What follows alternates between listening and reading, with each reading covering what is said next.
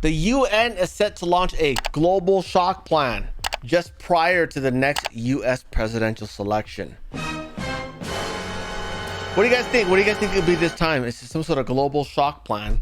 It's obviously going to be, scheduled right in time to disrupt our selections, right? The powerful UN is now seeking to increase its influence worldwide by seizing global emergency powers, and JB supports the proposal because it's going to give him an automatic second term when we cancel the selections, right? Yeah. Interestingly, the UN proposal would begin September 2024, a mere 2 months before a highly anticipated general selection in the US. The global organization will host a summit of the future where associated nations will adopt a so-called pact for the future. The pact or agreement would set in place a multiple policy reforms offered by the UN in past years as part of its own common agenda. As part of its Our Common Agenda platform. Stupid. Our. They like to use our and we and team and shit like that, when really it's like, no, it's their tyranny and it's our victimhood, right?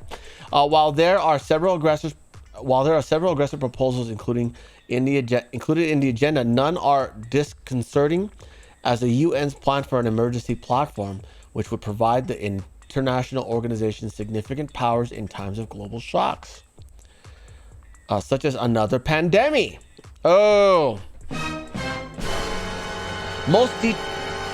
Most details of the UN's proposal were included in a March policy paper titled Strengthening the International Response to Complex Global Shocks, an Emergency Platform. The UN Secretary General Antonio Guterres outlined the emergency platform proposal. They write, in quotes, "I propose that the General Assembly provided the Secretary General and the UN system with a standing authority to convene and operationalize automatically an emergency platform in the event of a future complex global shock of sufficient scale, severity, and reach. The challenges we face can only be addressed through stronger international cooperation and more tyranny. The emergency platform would provide the international body with power over all nations in times of distress. Such power, according to the UN, is needed to, in quotes, ensure that all participating actors make commitments that can contribute meaningfully to the response and that they are held to account for delivery on those commitments." According to the UN's policy proposal, the Secretary General could extend the emergency platform if need be, despite its duration being set for a finite period. Such a discussion would be made without the consent of any member nations. So precisely what type of global shock would trigger an emergency platform? What do you guys think? CME, alien invasion this time? Maybe CME, I don't know. But speaking of which, we got another Aurora Watch, guys, this Thursday night, okay? We're going to be doing Aurora Watch. Yeah. According to the UN, a large-scale event, future pandemics, and disruptions to global digital connectivity, a major event in outer space, and other unforeseen risks are all causes of an emergency platform. Can you imagine if they do a Carrington event that shuts down all like internet, right? And then can you imagine like flights, airplanes won't be able to fly and navigate anymore, so there'll be no more flights, right? So wherever country you're in at the time you're stuck in, okay? And then let's say the fake alien invasion happens, right? And then countries are getting popped off one by one by these fake aliens who are actually, robots made by Elon Musk and programmed by Zuckerberg.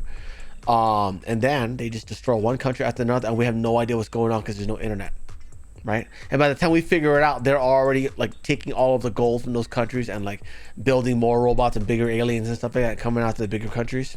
Oh, total darkness, guys.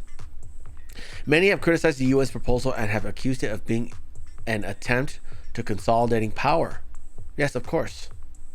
Although many oppose the proposal, there are some who support it, such as the JB administration. Yeah. Instead of defending American sovereignty, the White House expressed its support for the emergency platform. U.S. Ambassador Chris Lu noted in March of 2022 that the JB admin supports the UN's emergency platform as well as multiple other proposals included in our common agenda. according to the transcript of Liu's remarks to the UN in 2022. Oh, no bueno. Yeah, guys. I have a feeling we're not going to have an election next year. So enjoy your rallies while you can. Because come September, it's an emergency. We don't have time for an election. Sorry, guys. You can't be outside. The CMEs are burning people. Yeah? Anyways, 6 channels, links in the description. Subscribe to the ones you want. Ring the bell for notifications. And please make your way over to Kick. It's where the cool kids hang out. We're gonna start. The show starts earlier here, ends later here.